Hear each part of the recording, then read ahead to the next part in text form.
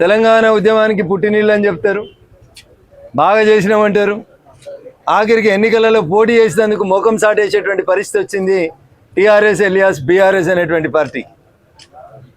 తెలంగాణ ఉద్యమాన్ని బాగా నడిపినాం, టీఎన్జిఓ ఉద్యమాన్ని బాగా నడిపించండి మా నాయకుడు అని చెప్తారు. వరంగల్లో, నల్గొండలో, ఖమ్మంలో ఎమ్మెల్సీగా అభ్యర్థిని పెట్టమంటే పక్క పార్టీకి వెళ్ళి తెచ్చుకొని 50 కోట్లు ఖర్చు పెట్టి నియోజకవర్గానికి ఒక ఎమ్మెల్యేని ఇన్ఛార్జిగా పెట్టి టీఆర్ఎస్ పార్టీ నానా హంగామా చేసింది. మరి ఇలా అయ్యా చంద్రశేఖరరావు గారు, మీ సొంత జిల్లా మెదక్, కరీంనగర్, నిజామాబాద్, ఆదిలాబాద్ జిల్లాలకు సంబంధించినటువంటి ఎమ్మెల్సీకి అభ్యర్థులు లేరా? లేదా వరంగల్లో పోటీ చేసిన ఆయనకి ఇచ్చిన 50 కోట్లు ఈడు ఉన్న ఆయనకి ఇచ్చేందుకు మనసొప్తలేదా? ఎందుకంటే ఈయన ఉద్యమకారుడు కాబట్టి ఈయన మీద పైసలు పెట్టుబడి పెట్టదలుచుకోలేదా? ఒక్కసారి టీఆర్ఎస్ పార్టీ ఇలా ఈ జిల్లాలకు వెళ్ళి పెద్ద పెద్దోళ్ళు ఉండమని చెప్తారు కదా, ఒక్కసారి ప్రజలకు సమాధానం చెప్పాలి. పెద్ద పెద్ద మాటలు చెప్తున్నాడు యువరాజు, ఎగిరెగిరి పడుతూ ఉన్నారు, ఏమి లేని చోట చాలా మాటలు చెప్తా ఉన్నారు.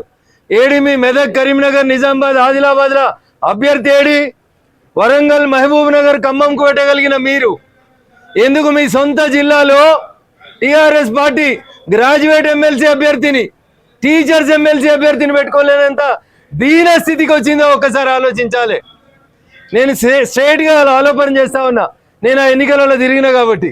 వరంగల్ జిల్లాలో గ్రాడ్యుయేట్ ఎమ్మెల్సీ అభ్యర్థిగా పక్క పార్టీకి ఒక ఆయన తెచ్చి ఆయన మీద 50 కోట్లు పెట్టిర్రు. మరి ఎందుకు ఈ జిల్లాలో టీఎన్జిఓ ఉద్యమాన్ని నిర్మించి తెలంగాణ ఉద్యమంలో పెన్ డౌన్ అన్నా, గన్ డౌన్ అన్నా అన్నిటికీ ముంగటి ఉన్నటువంటి దేవి ప్రసాద్ లాంటి ఒక ఉద్యమ నాయకుడు ఉంటే 10 ఏళ్ల ముందు మీ మాట నమ్మి వాలంటరీ రిటైర్మెంట్ తీసుకున్నాడు. ఎందుకు పోటీ ఎందుకు వేస్తలేరు? ఎందుకు? మీ సొంత జిల్లా తెలంగాణ ఉద్యమానికి జై తెలంగాణ అన్నది ఏడా? మే 17వ తారీఖు 2001 కరీంనగర్ గడ్డ. ఏమైంది మరి మీ కరీంనగర్ గ్రాడ్యుయేట్స్ ఎమ్మెల్సీ? ఎందుకు పోటీ చేస్తలేరు? ఎందుకు ముఖం సాటేస్తుర్రు? అంటే ప్రజలు, తెలంగాణ ప్రజలు టీఆర్ఎస్ని బీఆర్ఎస్గా మార్చిన మరుక్షణమే ఆ పార్టీకి నేను చాలాసార్లు చెప్పినా, మళ్ళీ చెప్తున్నా, సిఆర్ఎస్ ఇచ్చిర్రు, కంపల్సరీ రిటైర్మెంట్ స్కీమ్ ఇచ్చిర్రు. మెదక్ పార్లమెంట్ ఎన్నికలలో ఓడిపోయినాక టీఆర్ఎస్ అనేది ఈ రాష్ట్రంలో కాదు ఈ జిల్లాలోనే లేకుండా పోయిందని చెప్పడానికి త్వరలో జరగబోయేటువంటి గ్రాడ్యుయేట్ ఎన్నికలు, టీచర్స్ ఎమ్మెల్సీ ఎన్నికలే నిదర్శనంగా నిలబడతాయని చెప్పి ఈ సందర్భంగా తెలియజేస్తూ, గ్రాడ్యుయేట్లు ఎప్పటికీ, చదువుకున్న వాళ్ళు ఎప్పటికి కూడా భారతీయ జనతా పార్టీ పక్షాన్నే ఉన్నారు, మా పక్షాన్ని ఆలోచిస్తారనేటువంటి విశ్వాసం మాకుంది అని చెప్పి తెలియజేస్తూ, టీఆర్ఎస్ తోక ముడిచిందంటేనే మా గెలుపు ఖాయమైందని చెప్పి మేము భావిస్తా ఉన్నాం.